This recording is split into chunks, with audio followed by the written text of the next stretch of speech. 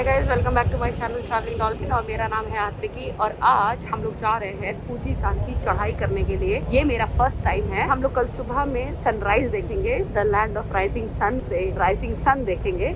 और मैंने 7-Eleven से ये ले लिया है, इस पे लिखा हुआ है फूजी सान का। इसके बारे में मैं आपको वीडियो में आगे डिटेल में बताऊंगी। और मेरे साथ है ओकी सान और अंशु सान। भले ही मैं हिमालय नहीं चढ़ पाई हूँ बट फूजी सान का ज़रूर से होगा, है ना।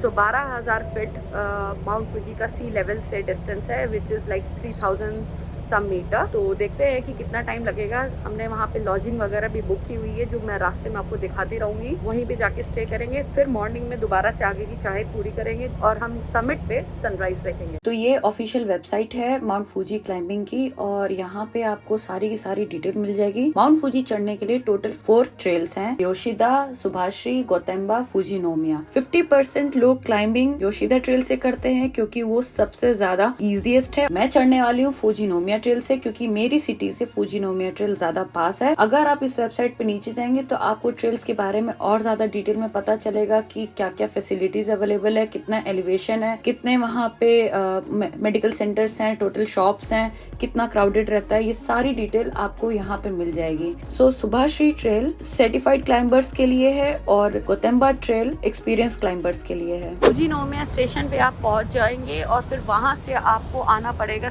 6 नंबर के बस स्टॉप पे। टिकट आपको यहाँ से लेनी पड़ेगी और फिर उसके बाद यहाँ से आपको 5th स्टेशन के लिए बस मिलेगी और उसके लिए राउंड ट्रिप का ये कॉस्ट है, 1 वे का ये कॉस्ट है। ठीक है, ये देखो ये डेट तक है, तो ये यहाँ पे है और ये बस का टाइमिंग है। सो हमारी बस है 12:55 पे और हम लोग 2:30 बजे 5th स्टेशन पे पहुँच जाएंगे। और चलो अब बस का वेट करते हैं।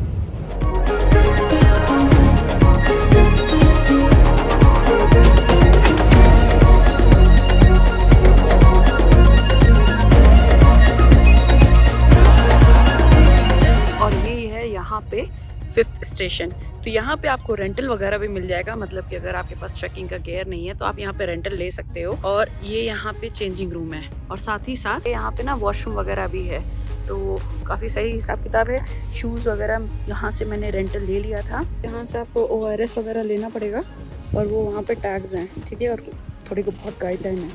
तो ये चाहे तो फूजी सान का ये ले सकते हैं। हाय ये दाइची हाय ये ले लेते हैं, है ना, ये काम आएगा। हाय आरिगातो गोजाइमासु। ये देखो, इकिमाशो इकिमाशो। और अब हम लोग माता रानी का नाम लेके, बोलो जय माता की, और भोलेनाथ का नाम लेके पहाड़ की चढ़ाई शुरू करते हैं, है ना। क्लाइंबिंग शुरू करते ही दर्शन हुए इन स्टेयर्स की और मुझे लग रहा था कि क्या पूरे रास्ते सीढ़ियां ही चढ़ने रहेंगी। और जैसे जैसे आगे बढ़ रहे थे वैसे वैसे ही मौसम भी बदल रहा था। जिम्नो एक्सरसाइज का यही नतीजा होता है। तो मेरी ना सांस चढ़ने लग गई, बट हार नहीं मानना गई क्योंकि डर के आगे ही जीत है। चढ़ते जाना है। 4 कदम में चली नहीं थी और स्ट्रेन इतना ज्यादा पड़ने लग गया था, मुझे लग रहा था कि इतनी दूरी मैं कैसे करूंगी। पर मुझे लगा कि कोई बात नहीं, ओकी सान और अंशु सान है साथ में तो मोटिवेशन पूरा मिलता रहेगा। यहाँ पे ऑफिस का काम भी हो रहा है साथ साथ है ना। आगे आगे देखते जाना कि कौन किसको मोटिवेट कर रहा था, क्योंकि ये तो अभी कहानी की शुरुआत है। अभी मैं पहुंच गई हूँ 6th स्टेशन पे और ये देखो मेरे पीछे व्यू। सो ये है जन्नत की तरफ मेरे कदम बढ़ते हुए, मतलब मोक्ष प्राप्ति के आसपास ही हूँ मैं गाइस, है ना। और व्यू देखो, ये देखो, ओह माय गॉड, तोतेमो ई देसु ने, सुगोई। तो ये है 6th स्टेशन और यहाँ पे रामेन शॉप भी है, वॉशरूम्स भी हैं और जो मैंने स्टिक ली थी उसका स्टैंपिंग शॉप भी है। तो उस स्टिक पे हर एक स्टेशन पे आप स्टैंप करवा सकते हो कि आप कितनी हाइट तक गए थे। और ये सिर्फ आप फूजी सान के लिए नहीं, किसी भी माउंटेन पे क्लाइंब कर रहे हैं उस पे आप स्टैंपिंग करवा सकते हैं। ये एक सोविनियर की जैसे है। देखो नमस्ते बोल रही है और ये देखो स्टिक पे मेरे स्टैंप लग रही है। 6th स्टेशन, यस, सी 6th station, 2493 meters high. Stick stamp. Hi, arigatou gozaimasu.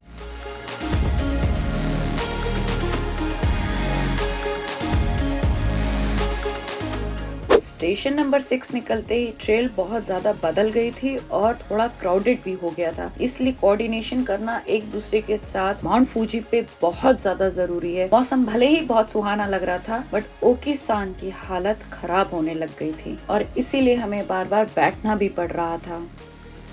7th station अभी मैं पहुंची नहीं हूँ, रास्ते में ही हूँ, बैठी हूँ, वेट कर रही हूँ। रेनकोट वगैरह मैंने पहन लिया है। मैंने वही रेंटल जो लिया था उसमें रेनकोट वगैरह भी लिया था मैंने, क्योंकि रेनी सीजन है तो रेनकोट की ही ज़रूरत है। और अजीब सी शांति है, लोगों की ही केवल बात करने की आवाज़ आ रही है। तो जैसे अपने यहाँ जब दर्शन करने ऊपर जाते हैं तो जय माता दी बोलते हुए जाते हैं ना, वैसे ही यहाँ पे सब लोग कोनिचिवा बोलते हुए जा रहे हैं। और एक अच्छी सी फीलिंग भी है, लाइक दिमाग में जैसे बहुत सारी बातें चलती रहती हैं तो काइंड ऑफ पीसफुल। और फिर मैं लग गई थी ज्ञान देने के लिए, बट आप सभी लोग बहुत ज्ञानी हैं। ऊपर से हवा ने सारी की सारी रिकॉर्डिंग मेरी खराब कर दी थी, इसलिए मैं ये वो पार्ट कट कर दे रही हूँ। और अब मैं आपको दिखा रही हूँ कि रास्ता कितनी ज्यादा तरह से बदल गया था और बहुत ही छोटे छोटे पत्थर जो हैं वो आने लग गए थे। तो धीरे धीरे ग्रीनरी खत्म हो गई थी और पत्थर बहुत ज्यादा आ गए थे। तो फूजी क्लाइंबिंग के लिए बहुत ज्यादा जरूरी है कि आपके शूज हाइकिंग वाले हों। I feel like giving up but I won't.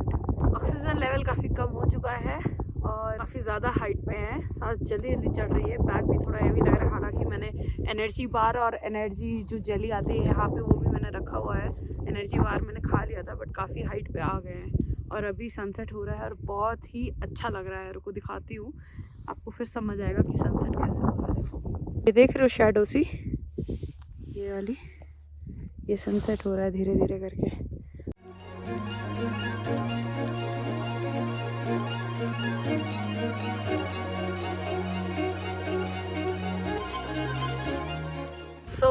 ये रहा 7th स्टेशन और ये है यहाँ से व्यू। ओह माय गॉड, है ना। टेम्परेचर बहुत ही ज़्यादा हो गया है, मतलब 11 डिग्री हो रहा है, काफ़ी ठंडी हो गई है। तो फ़िलहाल तो रेनकोट काम कर रहा है और मैं अपने लिए जो पुलोवर वगैरह लेके आई थी, even that I can use. अभी थोड़ा और ऊपर चढ़ाई करनी है, बट सोच रहे हैं कि यहाँ पे ना चाय कॉफ़ी वगैरह कुछ पी लें, क्योंकि थोड़ी सी ना ज़रूरत लग रही है। ऊपर से शाम हो रही है तो उन्हें होता है कि ठंड ज़्यादा लगती है या थकावट ज़्यादा होती है तो चाय कॉफ़ी वगैरह पी लो, तो उसी के लिए। पर फिर भी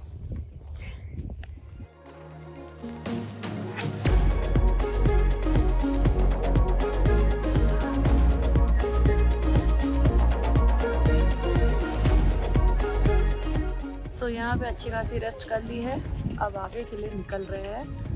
व्यू तो यार इतना खूबसूरत है ना, ओह माय गॉड, ये देखो, है ना।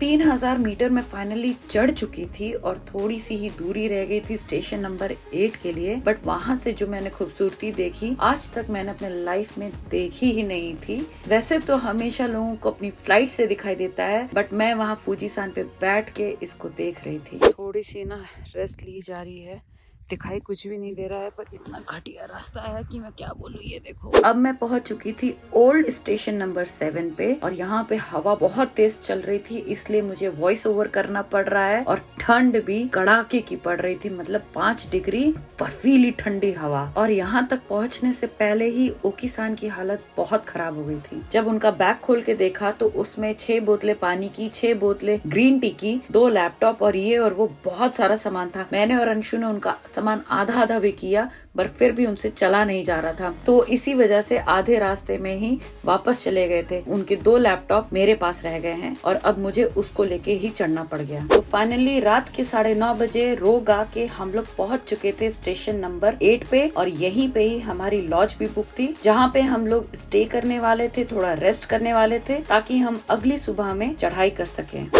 रात को आने के बाद में जब सोए, ठीक है, अजीब सी आ रही थी, सीवियर तरह से हेडेक पकड़ लिया। तो बेसिकली मुझे हुआ था AMS, मतलब कि एक्यूट माउंटेन सिकनेस, जिसमें कि ऑल ऑफ अ सडन अगर आप एलिवेशन पे जाते हो या माउंटेन क्लाइम करते करते एकदम से हाइट पे पहुंचते हो तो आपको सीवियर हेडेक पकड़ लेता है because of lack of oxygen. Normal language में बोले तो ऑल्टीट्यूड सिकनेस मुझे बहुत ही गंदी तरह से पकड़ लिया था और ऑक्सीजन की मुझे बहुत ज्यादा प्रॉब्लम हो गई थी। तो इस रीजन की वजह से मैंने फाइनली डिसाइड किया कि मैं आगे की चढ़ाई नहीं करूंगी, क्योंकि अपनी जान से ज्यादा जरूरी कुछ नहीं है। इसीलिए मैं 8th स्टेशन से ही ये व्यूज एंजॉय कर रही थी। But hats off to Anshu कि वो ये रास्ता क्लाइम करके क्रेटर तक पहुंचे और उन्होंने बहुत ही प्यारी प्यारी वीडियोस निकाली।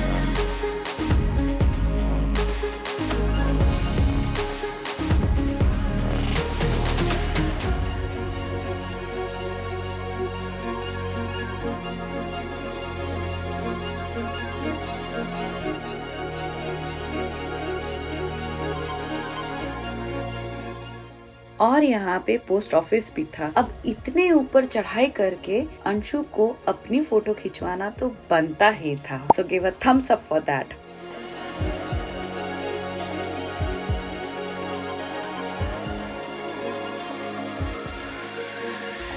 तो एक स्टेशन बचा है और यहाँ पे एक रामेन शॉप दिख गई थी। भूख बहुत तेज़ लग रही थी तो मैंने सोचा यार रामेन ही खा लेते हैं। ऑब्वियसली बीफ, चिकन, सकाना, मतलब फिश, मैं तीनों ही नहीं खाती हूँ। तो ये देखो ये वाला आया है। सो ये है बैम्बू, ये है तमागो, ये है रेडिश, है ना, और ये देखो ये सीवीड का पत्ता है।